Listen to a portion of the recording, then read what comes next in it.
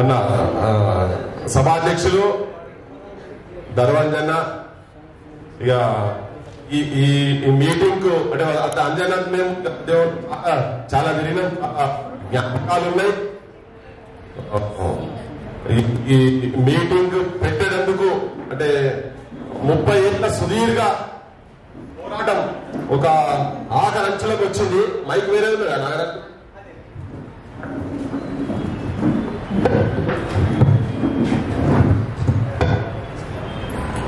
ఇప్పుడే అన్నాడు ముట్టుకుంటే కాళ్ళు మొక్కితే చాలు అని. అంబేద్కర్ నేను చెప్తాను. ఇంకా నా మిత్రుడు వెంకటేష్ నేత ఇక్కడే కూర్చున్నాడు. చాలా ఉద్యమాలు ఉస్మానియా చేసి మేమందరం కలిసి చదువుకున్నాం, ఒక దగ్గర ఉన్నాం. అంబేద్కర్ ఒక ముచ్చట చెప్తాడు. అయితే చాలా మంది బయట వింటున్నా వాళ్ళు వీళ్ళు మాట్లాడుకుంటే ఏంటంటే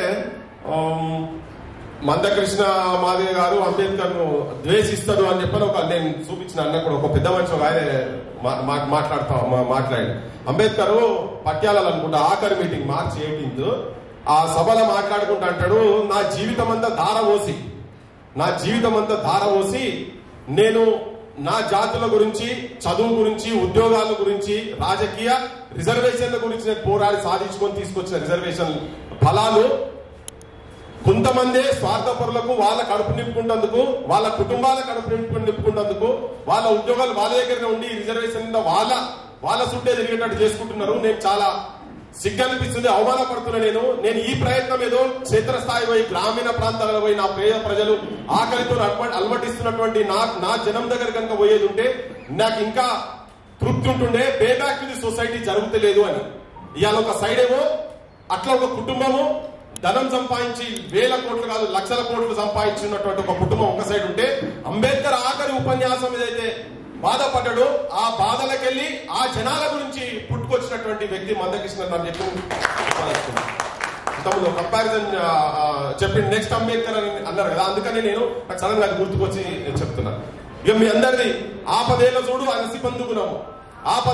అలసి బంధుగుణము యుద్ధమందు చూడు బంటుతనము పేదవేళ చూడు పెళ్ళాము గుణము రా విశ్వదాభిరామ వినురనే మాదివేమని రాసింది. కరెక్ట్ టైంలా ఇప్పుడు ఒక ఉద్యమం ఒక ఆఖరి అంచులకు పోయింది. ఒక సైడ్ ఏమో పేపర్ స్ప్రే బ్యాచ్ ఉంది.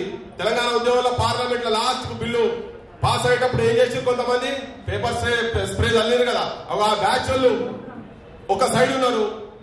ఒక సైడ్ ఏమో మందకృష్ణ ఎంఆర్పిఎస్ ఉద్యమం ఒక దిక్కున్నది. ఇలా సమాజాన్ని వాళ్ళ ధనం బలంతో వాళ్ళకున్న పలుకుబడితో రాజకీయ బలంతో ఒకటే కుటుంబంకి వెళ్ళి 3 ఉన్నారు కదా. ఊకే చెప్తుంటాడు ఒకటే కుటుంబంకి వెళ్ళి 3 ఉన్నది. సోనియా గాంధీ కుటుంబము, దాని తర్వాత ఇక్కడ ఉన్నటువంటి వ్యతిరేకిస్తున్నటువంటి ఒక కుటుంబం ఉన్నది కదా, ఆ కుటుంబం ఉన్నది.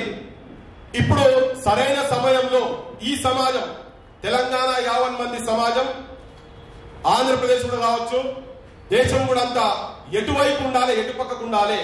న్యాయము అన్యాయము, ధర్మము అధర్మానికి జరుగుతున్నటువంటి ఒక యుద్ధంలో మీరందరూ కూడా ఈ ఉద్యమం ఆపదలో ఉన్నది అని భావించి మీరందరూ వచ్చినందుకు మీ అందరికీ సలాం చేస్తున్నాను నేను.